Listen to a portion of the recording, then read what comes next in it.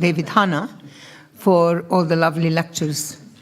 It's a little bit tough after lunch to take 3 sessions, but Robin is very pragmatic, and he's got a short version for UPF. Is that right?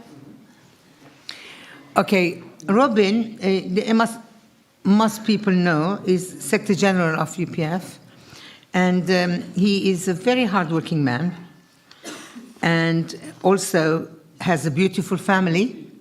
Luckily, his wife is here today, Agneta. and he's got 4 gorgeous girls, 4, all of them more beautiful than each other, internally and externally. So one of them is a doctor, the other one is a neuroscience she's doing, and she's thinking of PhD, I think. Huh? Wow, she's the youngest. So therefore, they must be clever, the parents. So, Robin, it's your time. Let's invite my colleague and my partner in peace, Robin Marsh.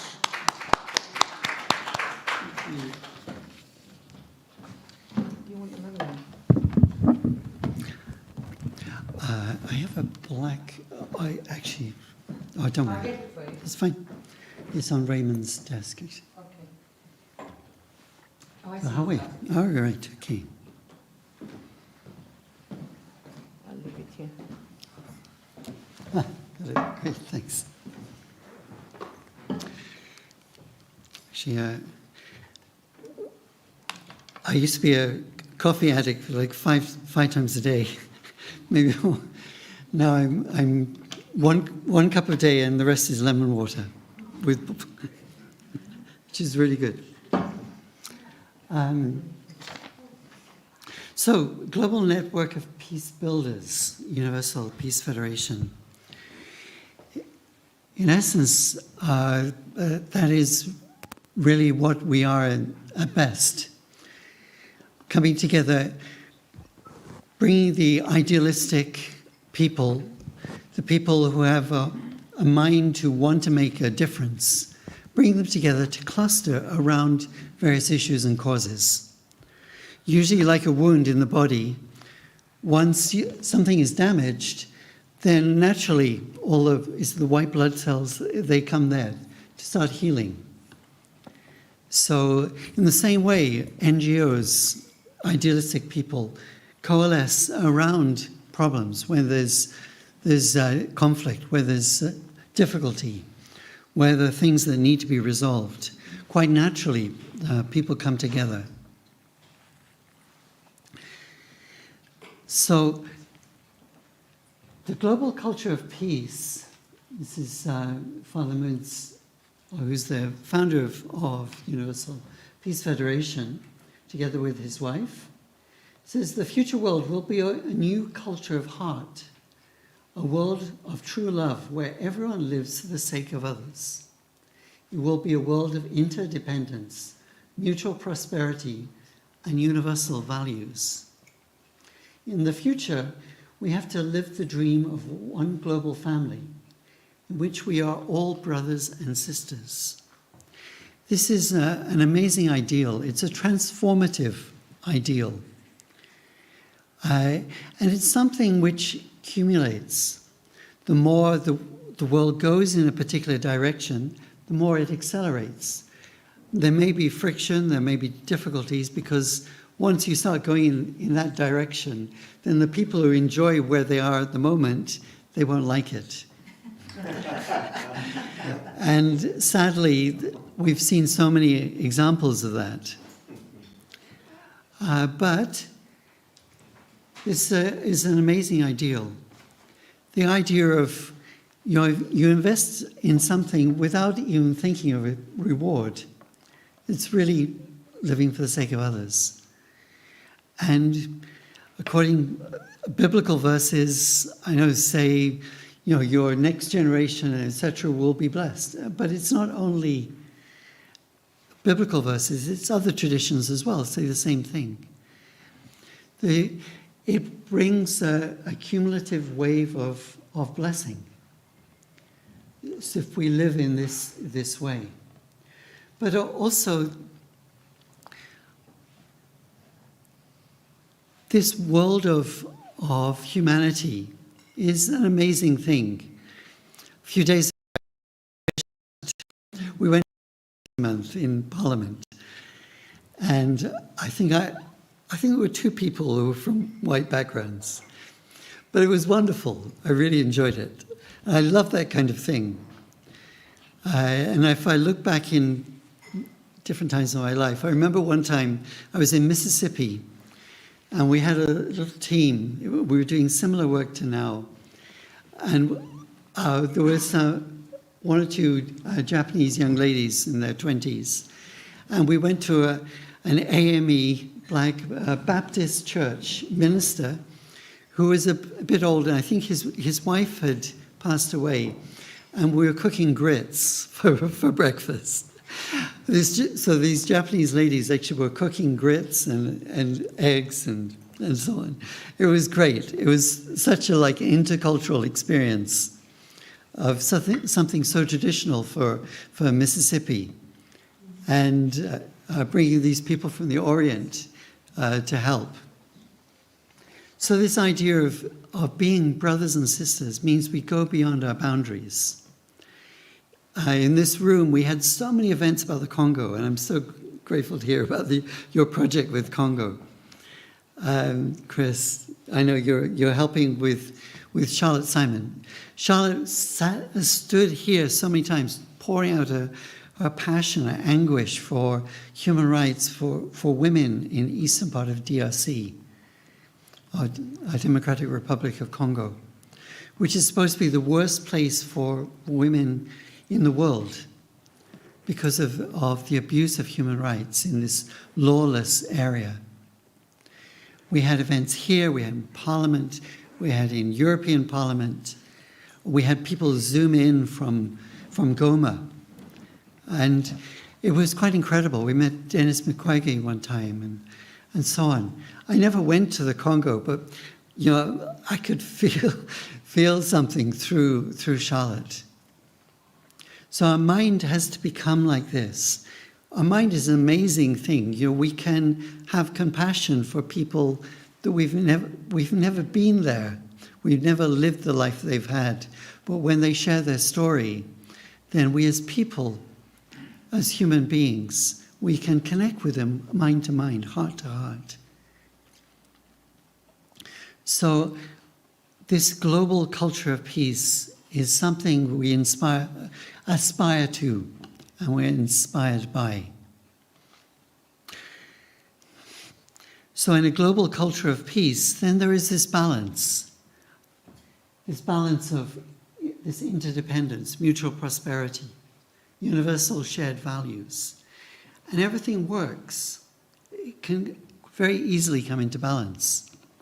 Right now we have something where the idealistic people push their governments to partner with poorer countries to share aid and so on.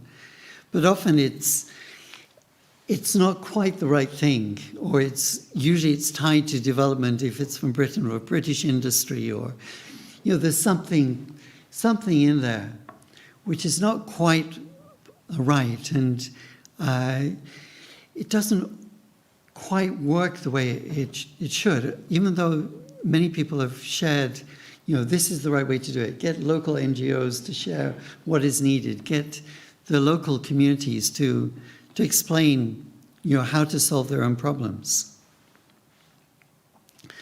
But having this balance of this one world of one human family, then we would have this kind of system where the economic community is based on unselfishness.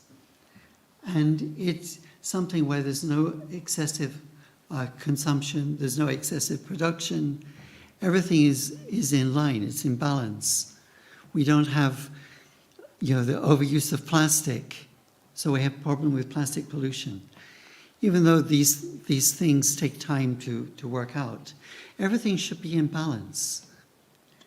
And this is our ideal. this world of heart culture. So, very serious question. How do we get there from here? Because if we look at the world today, it's so painful to see the situations. Of course, in Europe, we're very conscious of course, Israel, Palestine. We're very conscious of Ukraine, Russia. But if you're African, just Ethiopia, with the Tigray region, Sudan. There are so many different conflicts. Ethiopia with the water issues with Egypt and Sudan. There are so many issues going on. Yemen, Eastern Congo. There's so much going on which is in conflict. And as David has been explaining, behind us is this loving God who loves each person and wants to see each person live in happiness, having these beautiful families and communities around them, nations around them, which are living in harmony and which people can flourish and fulfill their talents. Right now, we're losing the talents of so many people, maybe 1 billion people. It's less now, living in food insecurity. And with food insecurity, then the brain doesn't develop, right? So therefore, they can't grow up to fulfill their talents. So we're missing the engineers, we're missing the scientists, we're missing the people of art and culture through of at least a huge proportion of our world, because we don't have this one world of loving humanity, this global family.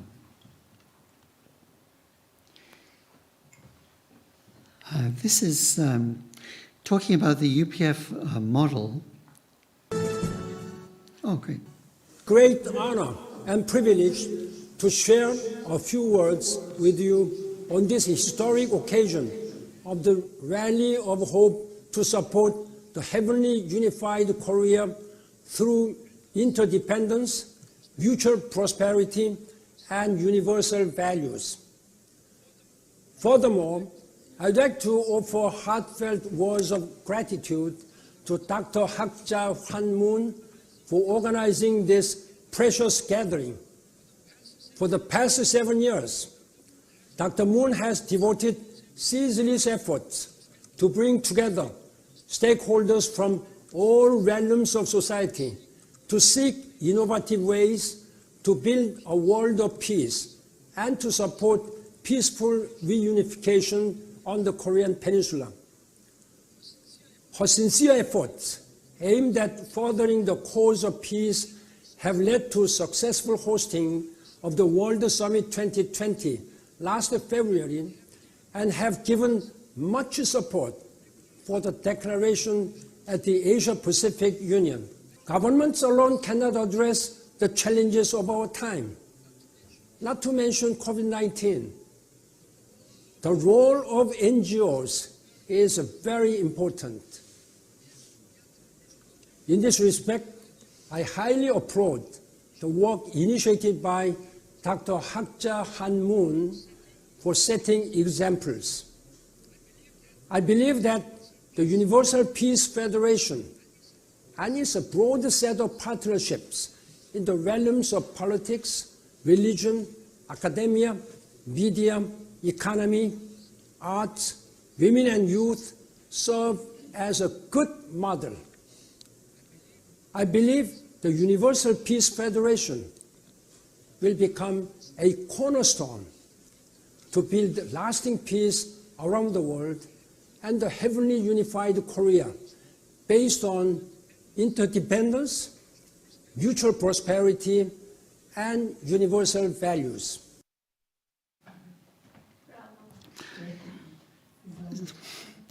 So he really put his finger on the point. So the role of NGOs is very important. Often the NGOs, they can act as the conscience religious bodies also should have that role. Sometimes NGOs can be quite regional or have a partial view, but many times they can speak out where governments won't. So the role of NGOs, I'm sorry, I need to go to this one, okay, can be very important. And Universal Peace Federation has this goal of working in these different areas and setting up organizations, people and structures so that we can work very harmoniously together with different groups. So the International Summit Council for World Peace, or for Peace, is of heads of state and former heads of state. International Association of Parliamentarians for Peace, working with parliamentarians. UPF UK, Margaret and I, we've been working for a long time. We had over 200 events in Parliament over the last 25 years, maybe 23 years at least. So working with parliamentarians, we took many parliamentarians to the Middle East in different times, and also they attended our summits and other things. So working with religious leaders, the Interreligious Association for Peace and Development. So the International Media Association for Peace. So a month ago we had perspectives of the Global South in the era of the Russian-Ukraine war and its geopolitical effects and implications. So we had media talking about the implications, and we had different articles appear. After that, so the International Association of Academicians for Peace. In the past, actually, we had in a sense, a precursor of this organization, which was done by a wider movement called the Professors World Peace Academy. And we had so many famous professors appear in that, and also the International Conference on the Unity of the Sciences. Nobel laureates, top people were appearing in that. Ninian Smart, for example, a top religious scholar, set up many religious departments of universities around the UK and really promoted them around the world. So he was a great friend. So also the International Association for Economic Development, guiding, working together with business people, as well as economists and philanthropists. So working with each of these organizations helps us to work in different areas. So when we approach a particular problem, and Ban Ki-moon mentioned the Korean Peninsula, therefore you have people looking at culture, looking at historical effects from an academic viewpoint or from a cultural viewpoint. You have business people looking at what would it take for North Korea to go in a different direction. How would it work? You have parliamentarians thinking about what it would take, to make the six-party talks work. How would it be that you could bring two superpower blocks together to work in harmony for this particular cause to come to a peaceful end? So we have these different organizations working together. We're also very much known for our interfaith work, even before UPF, which started in 2005. Since the 1980s, we're working with interfaith. David showed a slide about the Assembly of World Religions. Actually, I was at that conference. It was in New Jersey. 500 religious leaders were there. Every morning they had a prayer meeting from their faith. I was racing all over New Jersey trying to find these different prayer mats or candles or incense or many different things that they needed for their prayers. But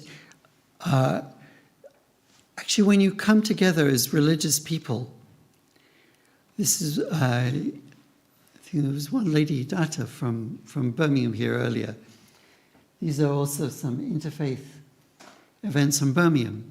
But we've had so many around the world for so long. We had these Assembly of World Religions, which brought top people from all over the world together. There were also the God Conference, where scholars of religion would come together and discuss their idea of the deity from their different perspectives. So much is so similar. But if we're going to break down these barriers and find common grounds, if we're going to, in a sense, bring religions together, Father Moon had this sense of there needing to be a religious, spiritual source of wisdom to complement political wisdom as well. There are very wise politicians who are very good at attributing resources to needs. But the wisdom of the different traditions, bringing them together, is such a powerful voice, particularly if they can work together, if they can agree on particular points, it really helps. Breaking down those barriers, one example was Reverend Dr. Clinton Bennett, who talked about being a virtual insider. So you're someone who is very experienced in a particular faith, but you have the freedom to immerse yourself in another faith. And he became an Islamic scholar. But I don't know if you've had that experience where, for example, as a Christian, you hear the call to prayer and you feel inspired. Me too. There's many amazing testimonies. So if you can have an internal experience from a Dharmic religion, and then also from a Christian or Abrahamic religion, people who meditate centered on a Buddhist tradition or Hindu tradition, you can have many different experiences in many different ways. Then your mind becomes much more broad and much more accepting, much more understanding. You can see the beauty of other people's faiths because you've experienced it.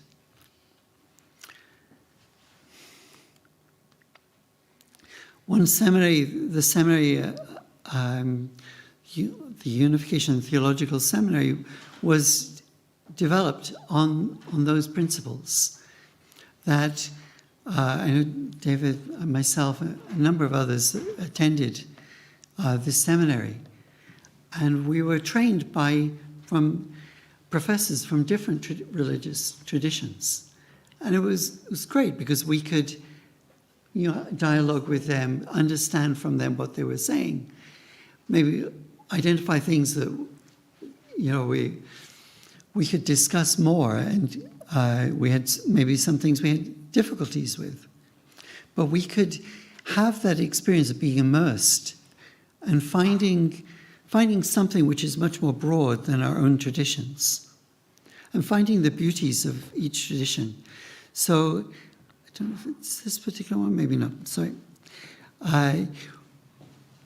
We came up with the World Scripture, an anthology of sacred texts, which had an amazing editorial board from top scholars from each faith around the world.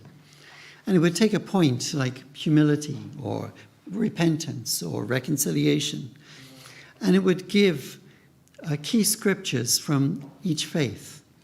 So as a resource, it's an amazing one, particularly if you're going to give an interfaith lecture. Yeah. It's amazing. You can just look at a particular point of faith and then get key scriptures from different religious viewpoints. As well as religion, I know here we've had many wonderful experiences. Having Africa Day, as I was saying earlier, 800 years of Mongolian statehood. That was in 2003, I think. It's so long ago now. But by immersing yourself in and understanding the perspectives of other cultures, even a little, then your mind starts to become broader. you start to see things differently. You can see things your own country made mistakes in, how it wasn't doing the right thing in the past. Father Moon said, the British Empire, had a role of spreading technology, spreading also Christianity, and spreading it in a good way in different parts of the world. But said the more it was selfish, the smaller it got. He said, as it became more and more selfish and tried to use the empire for its own purposes, then it became smaller and smaller, weaker and weaker. So empires have risen and fallen throughout history, usually for these kinds of reasons, that they've used their power to exploit others rather than to help them, to partner with them, to help other countries and cultures to develop and to grow. So enjoying other people's culture, understanding from their perspective, needs reflection. We need to examine it more widely. And then we can have a bigger mind and be able to understand much more maybe how God is looking, this divine view at the world, and what we can do to help put things in a better position. Another area that UPF works in a lot is strengthening marriage and family. So we're famous. This is one view that is very famous. And originally, when these big weddings, or rededication of marriage of many couples happened, many of the couples were guided by Father Moon. And when he guided them, it was often to be international, intercultural, interracial. David and Kyunja are one example here in this room. Maybe my wife is from Sweden, so maybe we have our Vikings problems in the past. But there are many couples who are German, English, or they were from different racial backgrounds, coming together, and maybe they had to overcome things. But the beautiful result of these cross-cultural marriage blessings is here. Sorry, the text is too small, really, but imagine two enemy families who have cursed each other throughout their lives, people who would never dream of living together. What would happen if these families joined together through a cross-cultural holy marriage blessing? If a son from one family and a daughter from the other become husband and wife, loved each other and built a happy home, would the parents of these two families curse their own children?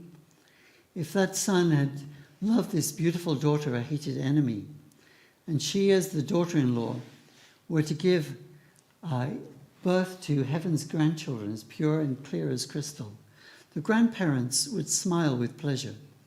In time, the two lineages, soaked with enmity, would become transformed. So, in a sense, we need more of these kind of cross-cultural marriages, and to be happy when they form naturally in a society, not to see them as something strange, but to really love and to protect, to encourage, support those kinds of marriages. If we're having this idea of a culture of peace, then there's another realm that Father Moon emphasized a lot. This was the idea of an international peace highway which would take people from the Cape of Good Hope. Actually, this one goes to Dublin. Through London, going up through Scotland, and across into Ireland. so that we can have this amazing structure of people going from the Cape of Good Hope to Johannesburg, or from Rio de Janeiro to the Cape of Good Hope, to Dublin, to up to Moscow, and many other places in between. It would be an interconnected world where goods, where people would transverse the globe automatically and very logically. And with that, just as in the past when there were the Silk Roads, there would be the transportation of ideas and culture and religion. They would all come together. And Father Moon had this sense, he talked about this from the early 1980s, had this idea that there would be an area of visa-less travel so that people could travel freely around these highways and meet each other and have the experience of being able to understand humanity as one global family. I think every other idea is very good. It's good to have a Belt and Road Initiative. It's good to have, I think, is it in EU, it's called Global Gateway? I can't remember the name exactly. It's good to have these ideas. But this idea of the International Peace Highway is much more like a global human family coming together, bringing together to promote peace and to promote this culture of peace. As you can see in the middle, there's a bridge needed in the Bering Strait to bring Russia and America together, which would be amazing. Right? And for some time, there's been the discussion, but it's been promoted in Russia for a while, until recently anyway, but maybe not so much in America. But there would be a lot of change that would have to happen. There would also have to be something between Japan and Korea. But having that road there would also give a lot of finances for North Korea. So there would be a lot of incentive for North Korea to accept. So this would be an international peace highway, connecting, making our world interconnected. This is an artist's idea of how it could be. And in a small way, we've promoted it in different parts of the world. So just promoting, this one a few years ago was done on Hadrian's Wall. Do you see yourselves? I was there at that time, just at the beginning and the end. I was kind of cheating, but anyway. But bringing Scottish and British people together to walk together rather than building a wall to keep the others out. So in this way, around the world, we've been having these peace road activities, transversing the world to promote peace in the way that your pilgrims used to. They would come together to walk together. While you're walking together, you talk. It's very naturally. You talk. You have time to talk. So reconciliation work. This is one picture of an interfaith event we had in Friends Meeting House a number of years back. But reconciliation is needed, intercultural, interreligious, between all the difficult, tense relationships there are. We need reconciliation. And reconciliation can be an area of mystery. There's so many stories of the people who have so much hatred they can't do anything, but they just say, okay, I can't do anything, but I will serve a cup of something. And even turning away, they serve, but in the process of doing it, their mind and heart changes. They release something. Something is overcome. So reconciliation is a really mysterious realm, and there are, Margaret with Marcus Braybrook, with Reverend Dr. Marcus Braybrook, we had a series of events about reconciliation. It's an incredible area that really needs to be worked on. And often after politicians have signed peace treaties, then it's the NGOs, the religious groups, that take over with the healing that takes years, decades, generations to enact. One famous reconciliation effort was on the Korean Peninsula, whereby Father Moon could meet the then President Kim Il-sung. And behind that, there's a lot. Behind that one picture, Father Moon almost died under the North Korean regime because he was a religious person. Later on, North Korea, we were told by the FBI, had sent assassination squads to try to kill Father Moon because he was an anti-communist. But through this, then very shortly after this, there was like an opening of diplomatic relations between North and South Korea. There were many things that happened. And Father Moon invested in North Korea, but then it was, we don't have the sanctions that we do now. But he opened a car assembly plant, he opened a peace center, a hotel, and a few other things. And the peace center is still there in Pyongyang. And there is still a relationship between the Kim family and the Moon family. And that has been used several times as a back channel when things have got really tense in the past. Another quite amazing meeting between an anti-communist and the leader of the USSR, the Soviet Republic, of the Union of Soviet Republics. So Mikhail Gorbachev at that time was beginning to change. But again, a lot came from this, and particularly the ability for religious freedom for a number of years in Russia. And another amazing and poignant for this time of reconciliation is the bereaved family forum, the parent circle. So when between 2005 and 2007, Margaret and I, we went 20 times to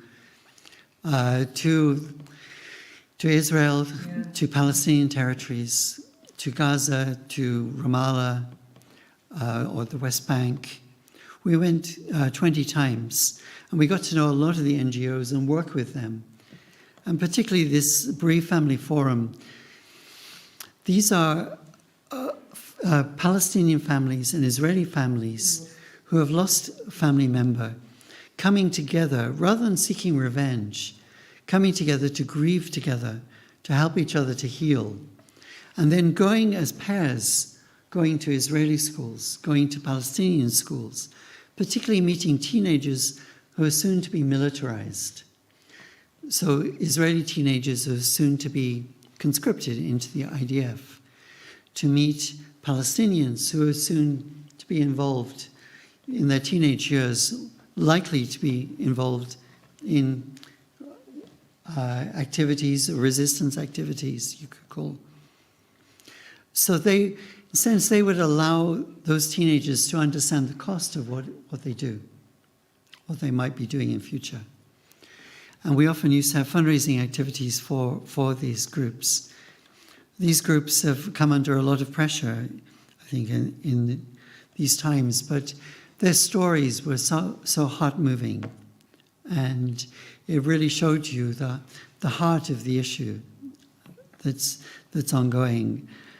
And now we have to pray and hope that this is soon over, so that again this healing can happen and eventual peace can be found. Another thing that's important is education. So character education. After Father Moon met Mikhail Gorbachev, then there was a promotion of this character education book that was established and then proposed before many school teachers. And those school teachers, then they were trained by the people that brought out these books, and they expanded all over the CIS. And they continued for many, many years. We also did some on the West Bank, and we're doing now in Nigeria. We're supporting the Nigeria UPF do this. But education to change the mindset of people, to have children coming out of schools with a different mindset to make a difference. This is also part of establishing this culture of peace. You can't do it in just one way. We have to have this multi-sectoral approach, utilizing idealistic people in each area of society to create this paradigm shift that we really need. UPF wants to work together with you, wants to work together with many others, and is working together with many others to make this paradigm shift. But it's something which will take will take our lives, maybe our children's lives. But each of us has to be like this baton relay runner, where we run as fast as we can, we do all we can, and then we pass it on when we don't have the strength to do more. But that kind of life is full of mystery. It's full of, the faith when you give out, and later on something comes back and when you don't expect it. It's an amazing principle. This giving and receiving that David has been talking about, when it comes back is always a mystery. And if you have this sense of God's presence in your life, this presence of the divine within you, then this give and take becomes something very, very natural, which is part of life. As you give out to others in any of these activities, then something always comes back, or maybe it comes back to your children. You can see it. You can see it happening. Thank you very much, everyone. Thank you, Robin.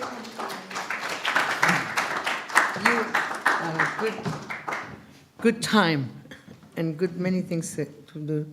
Now we're coming to stay here, of course. First one I'm going to give you. Now we're coming to give the Ambassadors of Peace Award, and my first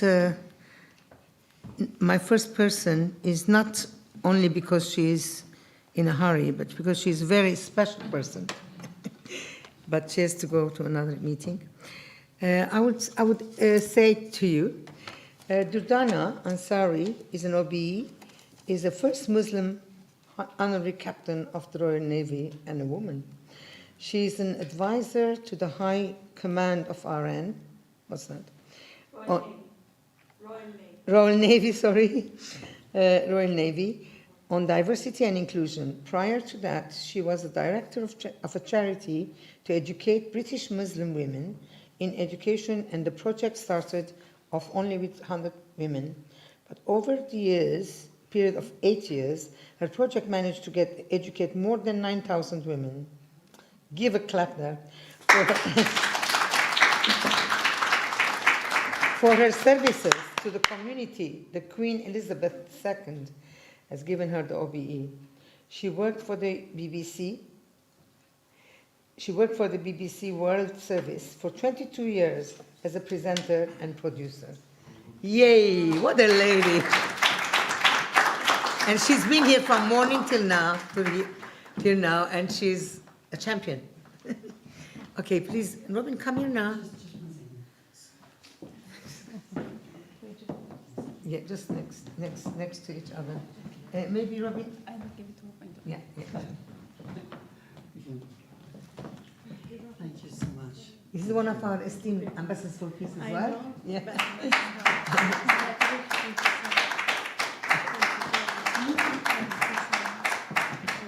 Yalla.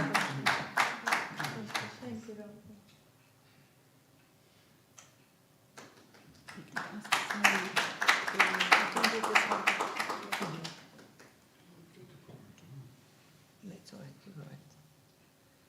Mine is not. Thank you very much indeed. Thank you so much. I'm not going to make a speech here because you already have some lovely speakers. Very, very well done, Dr. David, Hannah, and Robin. Wonderful speeches and so much to take in, so much to take in. And a girl coming to this country at the age of 16 as a child bride and standing here in my uniform, the Royal Navy today, I feel absolutely wonderful, and I feel extremely grateful to. The Universal Peace Federation that they have given me this ambassador. They think that I will do justice to this. So you get awards, we all do, but what do we do with it? I think that is something which is very important. Every time I receive an award, which I've been very, very privileged from Her Majesty and various organizations, and I'm an ambassador to many charities as well across the world. But the thing is, once you receive these amazing awards, it gives you the sense of further responsibility. Is to people are actually looking at you. What is it that you're going to do? It's not just the list of awards. It is the list of responsibilities that you have gained. So I think I feel absolutely privileged to receive this reward. Thank you very much, ladies and gentlemen. Thank you very much for Universal Peace Federation. And thank you very much for Margaret and Robin and the Baroness. Thank you so much. And I hope I'm worthy of that. Thank you so much. You are more than worthy. Thank you. But it is prestigious. And the reason, international. not because I was in a hurry, since sitting here since 10:30 in the morning, I have to attend and inaugurate another very important event. So I have to rush. Please forgive me for that. Not at all. Thank you so much. Not at all. Thank You've done very well. It's lovely. And also Amina. Amina, where is she? Well done. She's really good. This daughter. Our second nominee is from me. Mr. Zafar Chisti is a retired banker after 37 years as senior executive banking sector. He started his social journey at a very young age. He involved himself to search for the peace along with his school, college, and university fellows. At the time when Iraq was started, people of different nationalities and faith organized Islamic peace movement to bring peace and harmony amongst different religions and communities in Britain and all over the world. Mr. Chisti is working with this organization as a chairman. Yay! Mr. Chisti is also General Secretary of Brand Muslim Community Forum, which is very active in Brand to bring the communities together. He was also a very active member of Human Rights Association of Pakistan in Britain. Well, where are you? Congratulations. Okay. Congratulations. Let's have a picture. Should we move just slightly over because the water's being hidden by the Yeah, okay.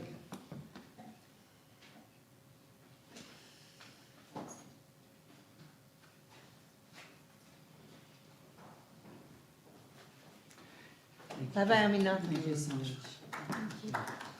Thank you. Everyone, you see. Do you want to say a word or two? I will not take more time. I must say thank you, all of you, been patient, since 10:30, and it's nearly 5 o'clock now. I think only I will say 2 words. One, I think in my life, you see, I learned this in my 76 years, I'm going to be 77 now, that if we take 2 words of our dictionary, try to take it if we can, but we can't. But we can use them in the right time, then we can bring the peace and love for everyone. That is but and if. If we take them out, it's a peaceful life. If we can't, we should use it in right time. And I've been, working, for peace for many, many years. I can say, at the age of 5, when I made my first speech with my grandfather in 1952. And since then, I've been, on the same journey. And when I came in England to do my Bar Law in Lincoln's Inn, my second choice was looking for a peace movement. And I told, that I joined Moral Regiment. It was, their headquarters was in, it was in the central London with the Lord Clive of India. And I worked with them for many years till they stopped. And I've been invited by this organization in 2009, and I've been ill from 2016, but I've been in touch with Robin all the time. He was sending me the emails, and I was reading them. And the moment I felt that I can, walk around now, I'm here, and I'm with you. I will participate with all work you are looking for. Thank you very much. And he brought his granddaughter Yes, and wife every time. So I'm wonderful. introducing my granddaughter. She's 24. She's an auditor in the firm somewhere in London. She's working, and she will be very active member. Well done. You're a very good man. Thank you. Congratulations. Okay, my third and last person is a very nice person, Mrs. Aditi Sharma. Her profession is software engineering. Worked in various social service activities like volunteering for free hot meals, service for the homeless, and the key workers in Swindon during the COVID pandemic as well. Helped with fundraising for charitable causes in UK. Worked with Sleep Out in fundraising for homeless people. Worked with the Universal Peace Federation team in participating in various events like Significance of Marriage in Society and International Women's Day. So, Aditi, congratulations.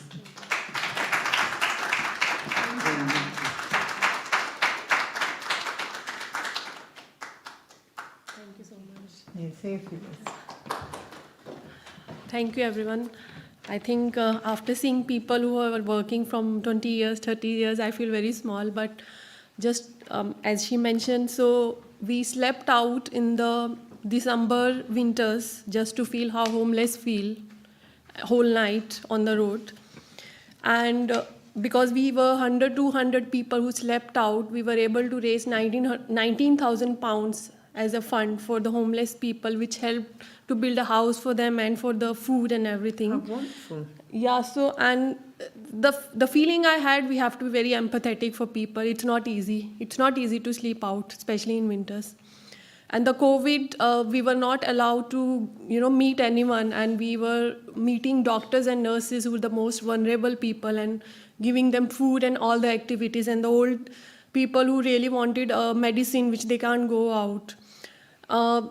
That was really courageous to do that time when the COVID was on the high time. But what I feel is it has given me really fulfillment, and the feeling is out of the world. You cannot replace this with any amount of money or any amount of materialistic world.